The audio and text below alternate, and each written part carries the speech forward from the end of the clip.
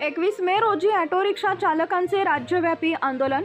महाराष्ट्र मंत्रिमंडळानं नुकताच बेरोजगार युवकांना स्वयंरोजगाराची संधी देण्याच्या नावाखाली ई बाईक टॅक्सी चालवण्याचा घेतलेला निर्णय हा रिक्षा चालकांच्या मुळावर उठला असल्यानं तो निर्णय त्वरित मागे घ्यावा यासाठी कृती समिती महाराष्ट्र राज्याचे अध्यक्ष शशांक राव यांच्या नेतृत्वाखाली व सरचिटणीस विलास भालेकर यांच्या मार्गदर्शनाखाली बुधवार 21 मे रोजी सकाळी 11 वाजल्यापासून राज्यातील सर्व प्रादेशिक परिवहन कार्यालयासमोर निदर्शन करणार असल्याचं पश्चिम महाराष्ट्र कृती समितीचे उपाध्यक्ष प्रशांत सातव यांनी सांगितलंय। ऑटो रिक्षा चालकांवर सुरू असलेला अन्याय त्वरित बंद करण्यात यावा यासाठी ऑटो रिक्षा चालक मालक संघटना कृती समिती महाराष्ट्रानं बुधवार 21 मे रोजी महाराष्ट्रभर आंदोलन करण्याचं ठरवले।